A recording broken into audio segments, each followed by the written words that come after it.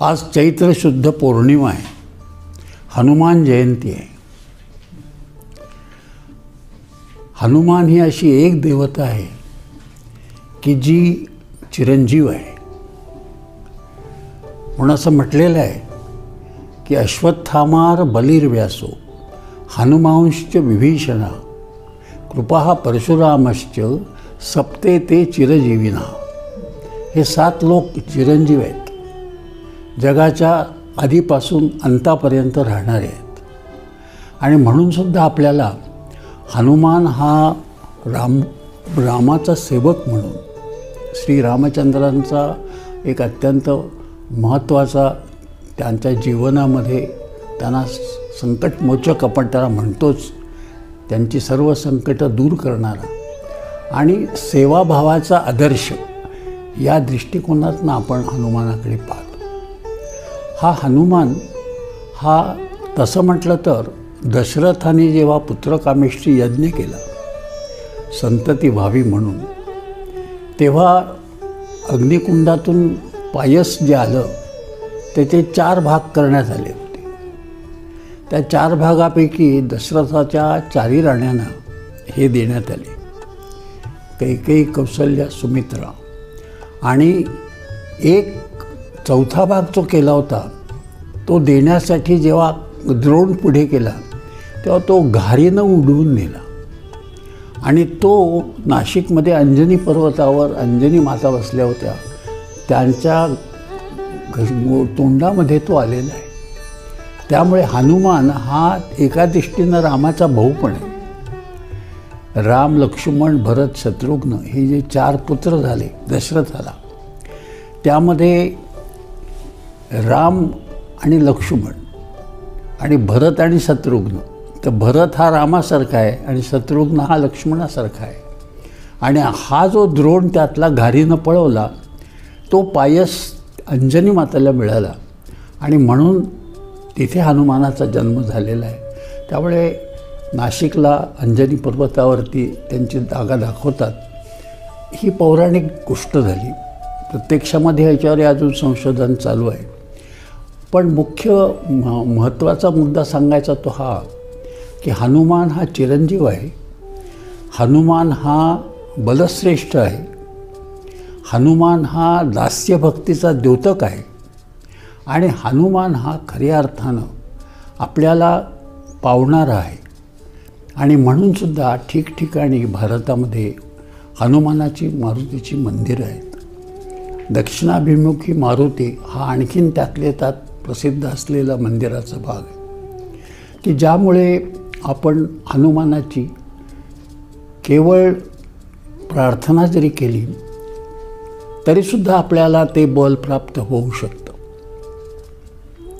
त्या हनुमानानं जन्मतःच आकाशातलं सूर्याचं बिंब हे लाल दिसल्यामुळे ते फळ समजून उडी मारलेली आहे घेण्यासाठी.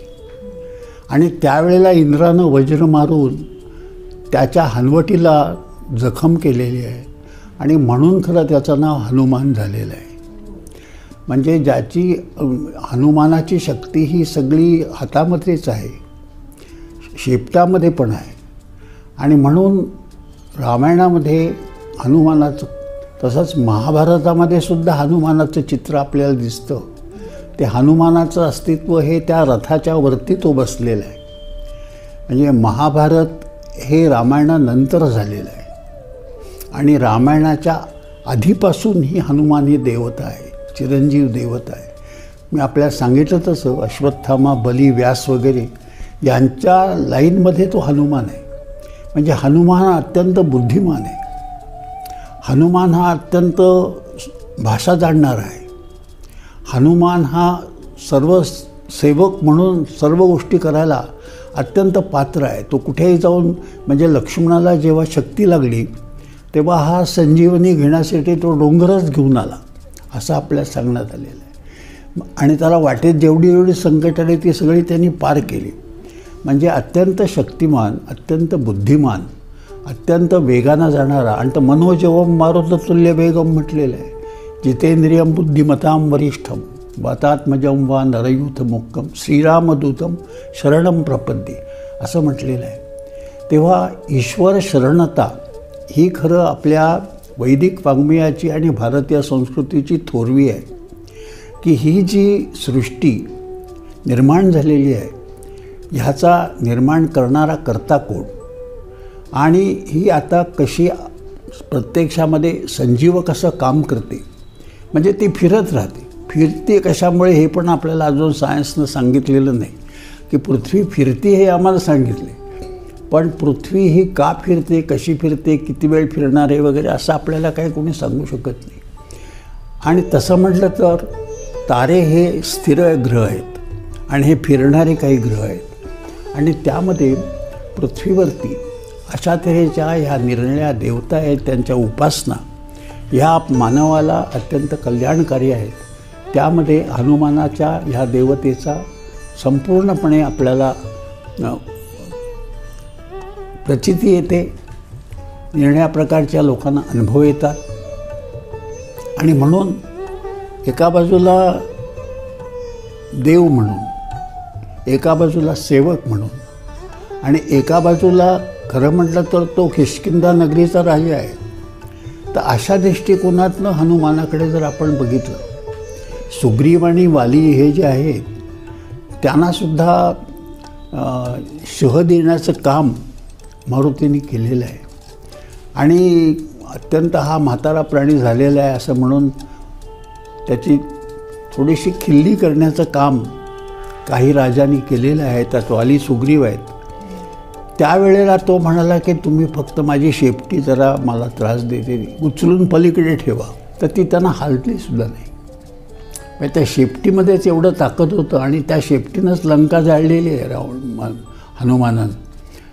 रावणाची लंका जाळण्याचं काम हे त्या शेपटीला सगळं हे बांधल्यानंतर आणि ती वाढतच गेली, म्हणजे ती संजीवक स्वतःच होती आणि त्याने संपूर्ण लंका ही नष्ट करून रामाला रावणाच्या विरुद्ध विजय मिळवून देण्यामध्ये ज्या अनेक शक्ती कामाला आल्या त्यामध्ये हनुमानाचं फार मोठं योगदान आहे असं आपल्याला सांगता येईल.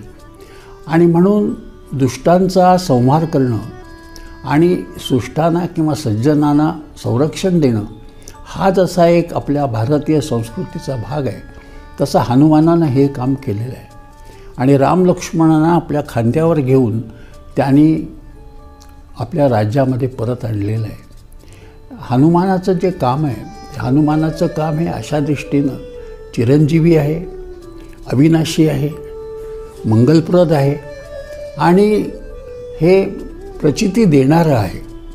आणि म्हणूनसुद्धा आपण हनुमानाच्या या सगळ्या पराक्रमाकडे, हनुमानाच्या दास्यभक्तीकडे, हनुमानानं केलेल्या निरनिराळ्या प्रसंगामध्ये युक्ती योजून त्यात यशस्वी तो झालेला आहे. म्हणजे जेव्हा त्याला सागर पार करायचा होता, काही शाप मिळाल्यामुळे त्याला विस्मरण होणार असं सांगितलं होतं म्हणून त्याला ते विस्मरण झालं होतं. पण जंबुकनं जेव्हा सांगितले की अरे तुझ्या अंगात शक्ती आहे, तू जाऊ शकतो, समुद्र पार करू शकतो, तेव्हा तो समुद्रावरून लंकेची माहिती काढण्यासाठी, सीतेचा शोध घेण्यासाठी जात असताना वाटेत एक महाकाया राक्षसी निर्माण झाली आणि ती ह्याच्याशी युद्ध करण्याच्या बेतात होती. तेव्हा ह्यानं इतकं लहान रूप घेतलं हनुमानानं की तो तिच्या तोंडातच जाऊन बसला. त्यामुळे तिला काही समजलंच नाही की पुढे काय आणि मागे काय आणि होता तो कुठे गेला.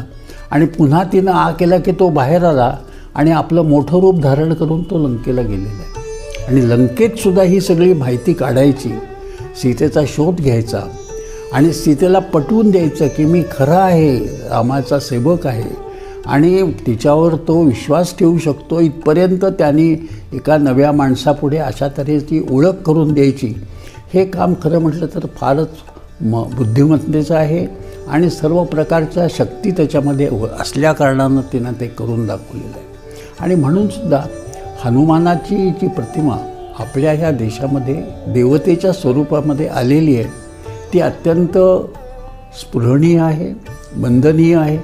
आणि त्यातूनच मग तुलसीदासानं हनुमान चालीसा लिहिलेलं आहे.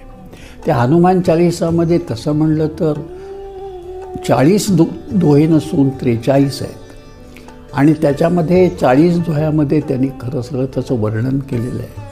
आणि ती जी कामगिरी आहे हनुमान 40ची, ती लोकांचा असा अनुभव आहे की ते वाचल्यानंतरसुद्धा तुम्हाला संकटमोचन होण्याची शक्ती आपोआप प्राप्त होते किंवा तुम्ही ते संकट पार करून जाऊ शकता. अनुभवाचा विषय तो आपण घेऊन बघू शकतो.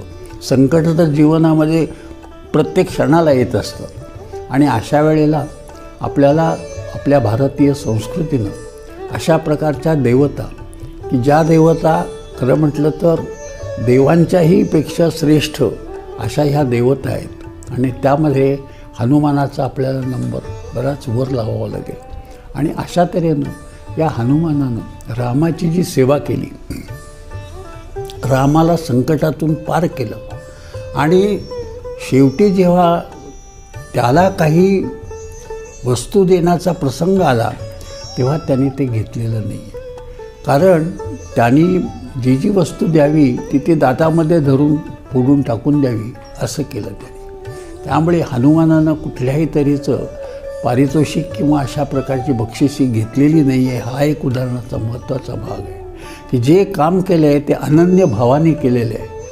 अनन्य शरण रामाला जाऊन त्याने आपला पराक्रम दाखवलेला आहे आणि अनेक युगामध्ये हा चिरंजीव देव असल्यामुळे त्याची कल्पनाच आपल्याला करता येणार नाही. एवढी खरं म्हटलं तर भारतीय संस्कृतीवरती त्याची फार मोठी योगदानाची अशी शक्ती आपल्याला प्राप्त झालेली आहे. अशा ह्या हनुमानाचं आपल्याला सर्वांनाच स्तोत्र येत असतं, ते आपण म्हणत असतो. आणि हनुमानाचं दर्शन घेणं, हनुमानाचं स्मरण करणं आणि हनुमानाच्या पराक्रमाचं लोकांच्या पुढे वर्णन करणं कथा कीर्तनातून, ही एक खरं म्हटलं तर फार मोठी आपल्याला मेजवानीच असते असं मला वाटतं.